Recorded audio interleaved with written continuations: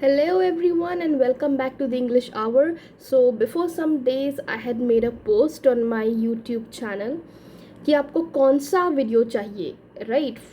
Like I had given you guys two options from William Blake's poetry. One is the lamb and the other is the tiger. So मैंने आपको बोला था जिसकी भी चाहिए आप मुझे बता दीजिए. So the most votes I got was for the lamb. So today the poem which we are gonna discuss, that is the lamb. Okay, so I hope everyone knows that lamb जो है वो लिखी हुई है William Blake ने. So as usual हम William Blake के बारे में थोड़ी कुछ जानकारी ले लेंगे. Okay, so William Blake was born on 28 of November 1757 and उनकी डेथ हुई थी 12 ऑफ अगस्त 1827 में. वो ना सिर्फ एक इंग्लिश पोएट थे but he was a painter and print maker as well.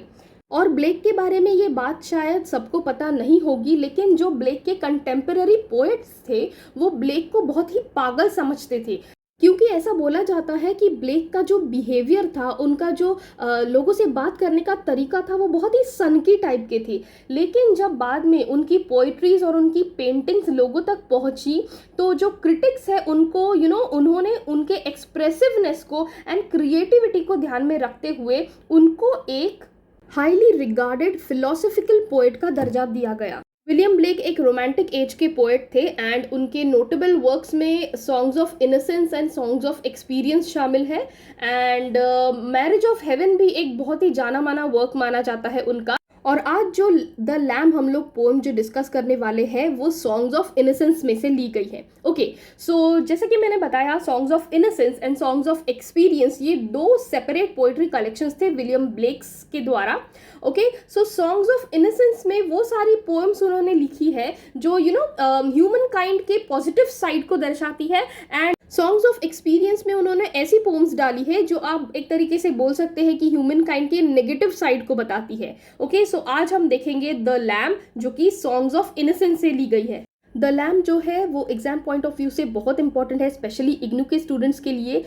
इसको 20 लाइन्स में लिखा गया है, दो स्टैंजाज में. तो 10 लाइन्स का एक स्टैंजा है, 10 लाइन्स का दूसरा स्टैंजा है. फर्स्ट स्टैंजा में जो चाइल्ड है वो लैम्ब से बात करता है, उसको क्वेश्चंस पूछता है, और सेकंड स्टैंजा में वो ही चाइल्ड खुद के ही क्वेश्चंस का आंसर देता है लैम्ब को.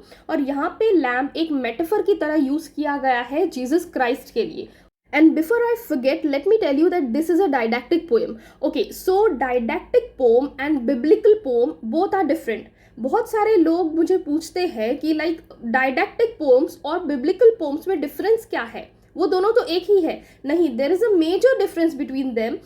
बिब्लिकल पोम्स जो है वो कम्प्लीटली बाइबल से ली गई होती है, एंड जो डायडैक्टिक पोम है, यस उसमें बाइबल का थोड़ा बहुत रेफरेंस होता है, क्राइस्ट का रेफरेंस होता है, बट डायडैक्टिक पोम्स जो है वो कम्प्लीटली मॉरल पोम्स रहती है. डायडैक्टिक पोम्स में आपको कुछ ना कुछ सीखने को मिलता है, मॉरल वैल्यूज मिलते हैं.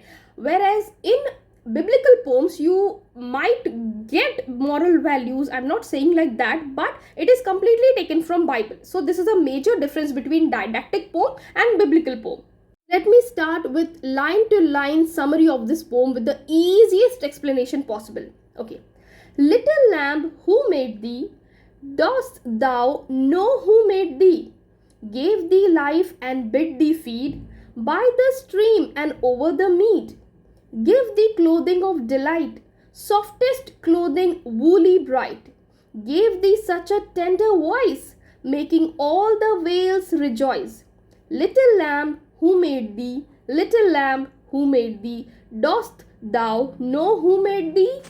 सो ये था फर्स्ट स्टैंजा. फर्स्ट स्टैंजा में बच्चा एक छोटे से लैम्ब से बोलता है कि छोटे लैम्ब, तुमको पता है कि तुमको किसने बनाया है? क्या तुमको पता है तुमको किसने बनाया है? किसने तुमको लाइफ दी? किसने तुमको खाने पीने की क्षमता दी? बच्चा कहता है भेड़ से कि ए छोटे से भेड़ के बच्चे, क्या तुम जानते हो कि ये जो तुम नदी किनारे घास चरते हो, खाना खाते हो, कि ये तुम किसकी वजह से खाते हो? तुमको किसने बनाया है? और ये जो घास है, ये नदी है, ये किसने बनाई है?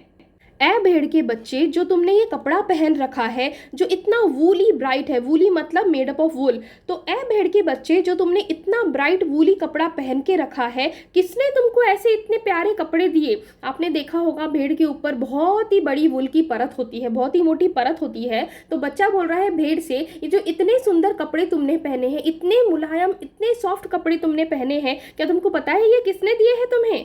और ये जो तुम्हारी प्यारी सी आवाज़ है, जिसकी वजह से सारी की सारी वादियाँ खिल उठती है, रिजॉइस हो उठती है, वेल्स रिजॉइस हो उठना मतलब जितनी भी वादियाँ हैं तुम्हारे आसपास में वो खिल उठती है तुम्हारे आवाज़ से। तो तुमको क्या पता है तुम्हारी ये टेंडर वॉइस, तुम्हारी ये प्यारी सी वॉइस किसने बनाई है? फर्स्ट स्टैंजा में ऊपर की 2 लाइन फिर से रिपीट की गई है। तो बच्चा फिर से उसको पूछ रहा है कि लिटिल लैम्प तुमको कौन बनाया है?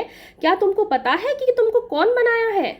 सो ये था फर्स्ट स्टैंजा। फर्स्ट स्टैंजा में बच्चे ने क्या किया, बच्चे ने लैम्प से सारे के सारे सवाल जितने उसके मन में थे वो सारे पूछ लिए, और सेकंड स्टैंजा में वही बच्चा खुद के ही सवालों के जवाब देगा लैम्प को। तो देखते हैं सेकंड स्टैंजा में वो क्या बोलता है। Little lamp I'll tell thee, little lamb I'll tell thee, he is called by thy name, for he calls himself a lamb. He is meek and he is mild, he became a little child. I a child, thou a lamb, we are called by his name. Little lamb, God bless thee, little lamb, God bless thee. Little lamb, मैं तुम्हें बताता हूँ, वो भी तुम्हारे नाम से ही जाना जाता है। यहाँ पे वो मतलब कौन है? देखो third line, he is called by thy name, so who is he over here? इसमें ही का मतलब है गॉड। मैंने स्टार्टिंग में ही आपको बताया था कि यहाँ पे लैम्प एक मेटाफर यूज किया गया है गॉड के लिए। तो बच्चा बोलता है लैम्प को कि उसको भी तुम्हारे ही नाम से जाना जाता था, और वो खुद को लैम्प कहता था। मतलब जीसस क्राइस्ट जो है खुद को एक भेड़ मानते थे, भेड़ बुलाते थे, right. He is meek and he is mild, वो बहुत ही मीक है। मीक मतलब जो बहुत ही कोमल दिल का इंसान, जो किसी को कोई नुकसान ना पहुंचाए, वो बहुत ही मीक है, बहुत ही माइल्ड है। वो एक छोटा सा बच्चा भी बना था। जब जीसस क्राइस्ट को धरती पे जन्म लेना था तो वो एक छोटे से बच्चे के रूप में जन्म लिए थे, राइट। तो वही बच्चा बोल रहा है कि वो एक छोटा बच्चा भी बना था। तो देखो, मैं एक बच्चा हूँ और तुम एक लैम्ब हो, मतलब हम दोनों ही भगवान के नाम से बुलाए जाता है, करेक्ट। क्योंकि जीसस क्राइस्ट जो है खुद को एक लैम्ब बोलते थे, एंड जीसस क्राइस्ट धरती पे पैदा होने के लिए एक बच्चे के रूप में आए थे, राइट। तो बच्चा बोल रहा है भेड़ को कि मैं एक चाइल्ड हूँ, I a child and thou a lamb, तुम एक लैम्ब हो। तो हम दोनों ही बुलाए जाते हैं उसके नाम से। लिटिल लैम्ब गॉड ब्लेस दी, लिटिल लैम्ब गॉड ब्लेस दी, लिटिल लैम्ब भगवान तुम्हारा भला करे, लिटिल लैम्ब भगवान तुम्हें आशीर्वाद दे। सो ये था सेकेंड स्टैंजा का complete explanation. So now what we'll do one thing, we will quickly do the MCQs of this poem, जो कि आपको हेल्प करेंगे अगर आप किसी भी तरीके की कॉम्पिटिटिव एग्जाम्स के लिए प्रिपेयर कर रहे हो। So you know it is a good idea to have some MCQs जो कि आपको हेल्प कर सकते हैं आगे की पढ़ाई में, करेक्ट। सो कुछ लेंगे, लाइक 5 to 6 लेंगे, ज़्यादा नहीं लेंगे, okay. So let me start with the very first one. What does the lamb represent the most? A. Innocence, B. Nature, C. Lamb, D. Religion.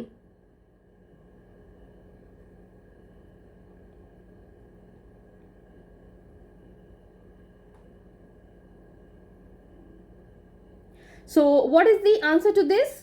The lamb represent the most is the innocence. Okay, lamb को बहुत ही innocent दिखाया गया है, तो इसका correct answer है innocence. Which other poem by William Blake goes hand in hand with this one? A. Cow, B. The tiger, C. The sheep, and D. The lion.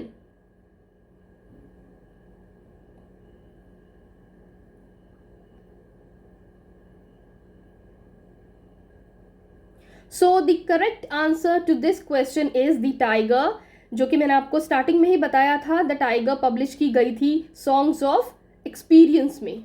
Question number 3 is which religion does this pome focus on? A. Judaism, B. It doesn't focus on any religion, C. Multiple religions, D. Christianity.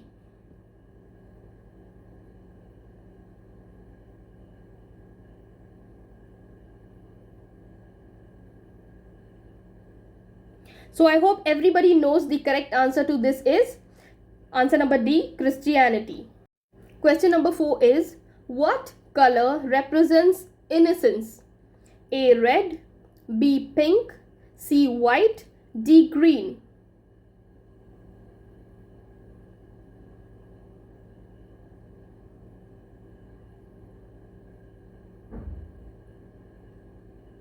So the answer to this, I hope everybody knows, because it is sort of a kind of general knowledge कि बाकी के जो colors है वो innocence को तो represent नहीं करेंगे, but yes, definitely white would represent innocence. Okay, so the correct answer would be C, white. Last question is, what does stanza 2 focus on? A, the child, B, the lamb and the tiger, C, a religious philosophical discussion, D, the meaning of the lamb as an example. Okay, so I believe yes, this is a tricky question, but I am very confident that all of you guys can answer this. So इसका answer मैं बताऊंगी नहीं. I want you people to drop your answers in the comment section. So this was all for the lamb by William Blake. ये बहुत important pome है. इसके बाद में द टाइगर भी हम करेंगे. So both the poems are very very important as per the exam point of view. And I hope आपको एक्सप्लेनेशन ईजी लगा होगा, नोट्स काम के लगे होंगे, एंड येस MCQ से आई होप आपको बहुत मदद मिल जाएगी. सो अगर आपको लगता है कि ये वीडियो थोड़ा सा भी हेल्पफुल रहा आपके एग्जाम के लिए, सो प्लीज़ एक लाइक कर दीजिए, सब्सक्राइब कर दीजिए एंड एक पॉजिटिव सा कमेंट कर दीजिए. एंड आपके MA in English literature students के साथ में शेयर करना ना भूलिए. Thank you so much.